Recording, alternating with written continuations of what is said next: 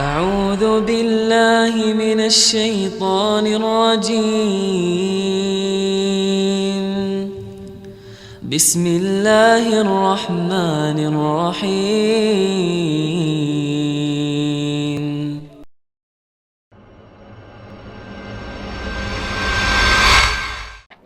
Assalamualaikum warahmatullahi wabarakatuh. Waalaikumsalam warahmatullahi wabarakatuh. Semoga Allah senantiasa merahmati Al-Imam Ibnul Qayyim dan melindungi Ustaz serta seluruh kaum muslimin, amin ya rabbal alamin. Ustaz, saya ingin bertanya, saya seorang istri yang pernah jatuh ke dalam maksiat dikarenakan terfitnah dengan orang terdekat, dan saat ini saya berusaha untuk kembali bertobat-tobatan nasuha, namun bayang-bayang orang tersebut terkadang masih ada. Saya ingin memutuskan komunikasi dengan dia, tapi saya malah takut suami curiga. Ada apa kok sampai diblok? Suami sangat mengenal laki-laki itu, ditambah laki-laki itu juga tidak mau lose kontak. Jadi laki-laki itu tidak mau lose kontak dengan alasan saya yang sudah mengenalkan dia ke sunnah, mengenalkan kajian ustadz, dan itu membuatnya merasa jadi orang yang lebih baik. Padahal kita tahu itu sama-sama syubhat. Ya, syubhat dan syahwat, ya, ada dua. Saat ini saya lebih sering menyendiri dan menjadi minim komunikasi dengan suami karena merasa insecure, feel guilty dengan kedurhakaan saya, dan saya lakukan memperbanyak ibadah, sholat sampai malam, menangisi dosa saya, berdoa, berzikir, dan mendengarkan kajian.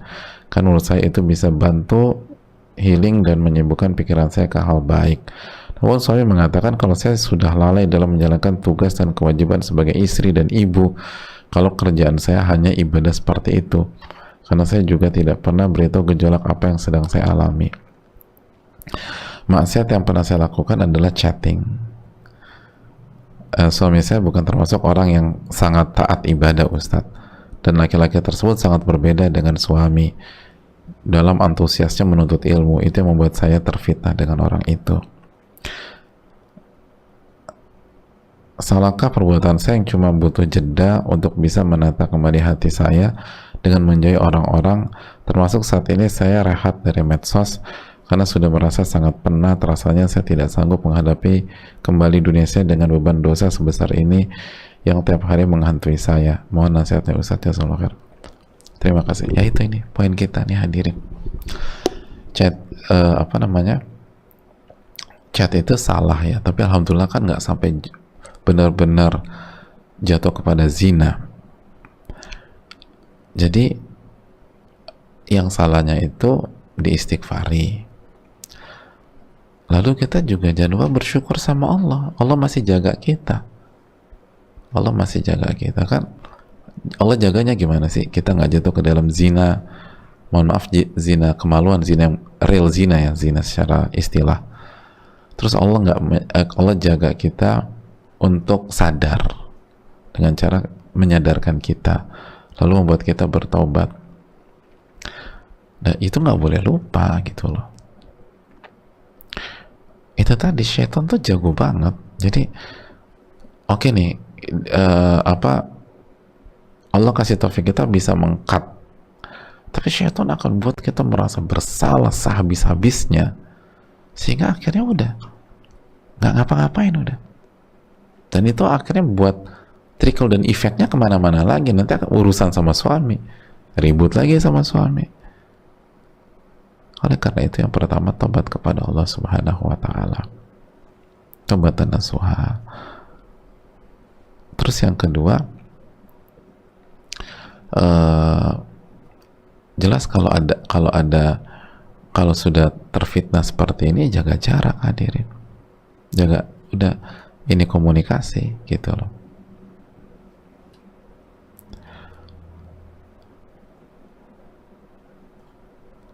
Itu hal yang penting. Makanya kan ulama mengatakan, kalau ada sebagian ulama fikih menyatakan bahwa kalau seseorang terfitnah dengan amrad tahu amrad? Mas tahu mas amrad? Amrad itu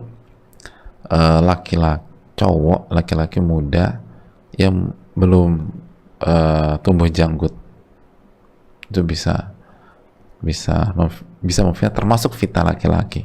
Ya makanya wajar lah hari-hari gitu loh. Itu nggak boleh dekat-dekat dengan itu. Bahkan kalau misalnya ada orang terfitnah, mohon maaf, dengan binatang, itu sama sebagai ulama fikih nggak boleh dekat-dekat sama binatang tersebut. Saya begitu loh. Jadi ulama kita tuh bahas itu tuh sampai dalam banget gitu loh. Dan penyimpangan seksual hari ini itu karena kita melupakan hal tersebut, atau masyarakat melupakan batas-batas pagar-pagar itu. Dan begitu khilaf nggak diperbaiki, nggak tobat, makanya segera jaga gitu hadirin. Dan kita yang mengarahkan dan kita ketika mengarahkan beliau tersebut, orang itu, semoga itu jadi amal soleh kita. Justru jangan dirusak dengan dengan jebakan syaitan seperti ini. Nanti buyar pahala kita gitu. Dan kalau bisa dibilang, kan ini dekat ya, bicara baik-baik aja gitu loh.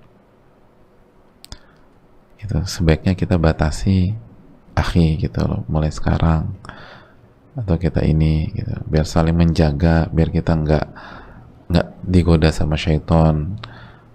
Karena saya lemah, kita sebagai manusia juga lemah, kita masih belajar. Bicara baik-baik aja kalau itu ya.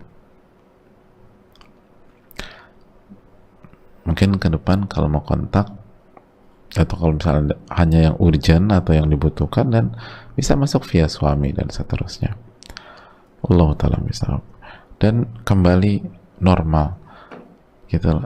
Yang ada beberapa langkah yang sudah benar, misalnya mengurangi nggak menggunakan sosial media kecuali dibutuhkan, itu udah oke, artinya terus ini. Tapi jangan terpuruk gitu loh, bangkit lagi, harus bangkit. Itu permain syaitan. Karunia Allah itu luas. Karunia Allah itu luas. Dan perjuangkan rumah tangga kita. Perjuangkan rumah tangga kita. Bandingkan suami kita dengan suami orang atau laki-laki itu hanya menambah masalah besar. Itu bukan solusi. Bukan solusi sama sekali. Solusi adalah berjuang. Allah Ta'ala bisa. Dan banyak-banyak minta pertolongan kepada Allah. A'udzu billahi minasy syaithanir rajim. Bismillahirrahmanirrahim.